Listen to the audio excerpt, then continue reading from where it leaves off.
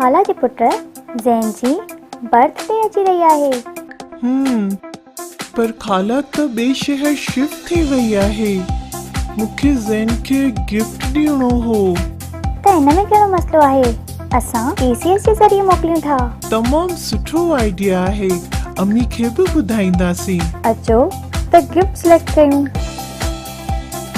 सारा, असां एतिरा त गिफ्ट ख़रीद कया आहिनि, पर हाणे असांखे इहो ॾिसणो आहे त असांजा पार्सल तमामु वज़नी न थी वञनि। इन सां छा थींदो? पार्सल जो वज़न वधीक हूंदो त ख़र्च बि वधीक हूंदो। त वेइंग मशीन सां वज़न करे ॾिसूं था। मुंहिंजे पार्सल जो वज़न त डेसिमल में अचे थो।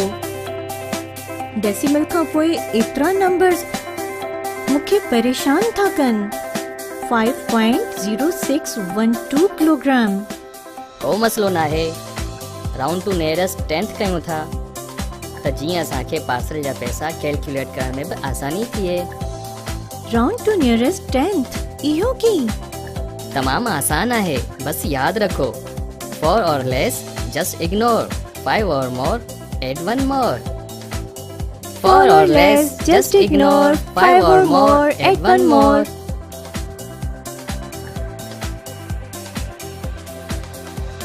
डेसिमल नंबर आहे 5.0612। असां डेसिमल खां पोइ 0 जेको 10 जी प्लेस ते आहे ऐं 6 जेको 100 जी जाइ ते आहे, इन्हनि ॿिन्ही खे ॾिसंदासीं। असां उसूल यादि कयो हो। 4 or less, just ignore. 5 or more, add 1 more. त 100 जी प्लेस वैल्यू ते मौजूद 6 उसूल जे मुताबिक़ 5 खां वॾो आहे त असां 0 में एड 1 मोर कंदासीं, यानी 5.06 खे राउंड टू 1 प्लेस डेसिमल कंदासीं त ही नंबर 5.1 थी वेंदो।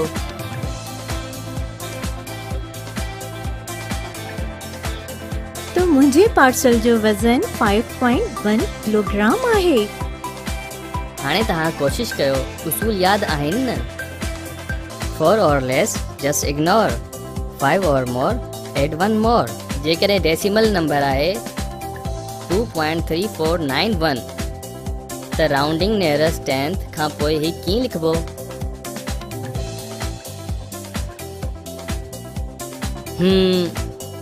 Four is less, so ignore. त ही नंबर थींदो 2.3। हाणे हिन नंबर खे राउंड टू नियरेस्ट 10th कयो, 7.495।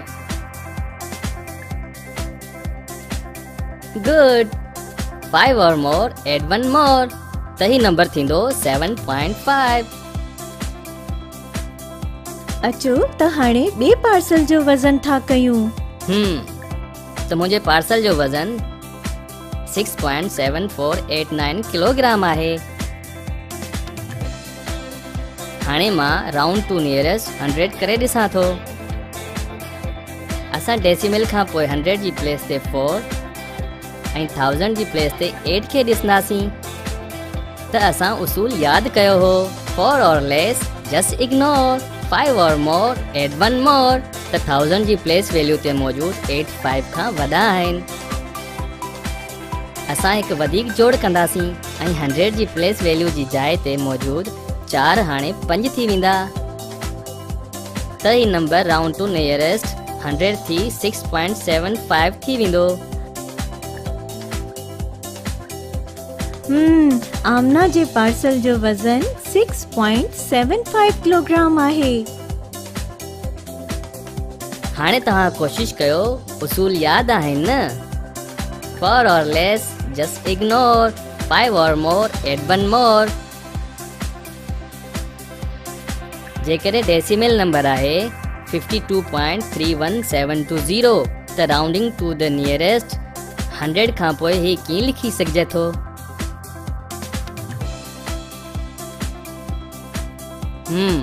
7 is more, so add 1 more त ही नंबर थींदो 52.32।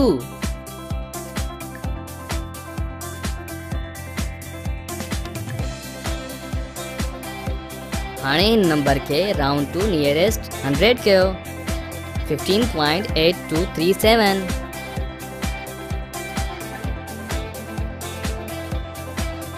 जी हाँ फॉर और लेस जस्ट इग्नोर त ही नंबर थींदो 15.82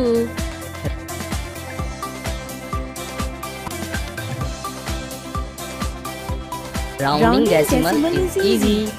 Just remember the rule. For or less, just ignore 5 or more, add 1 more.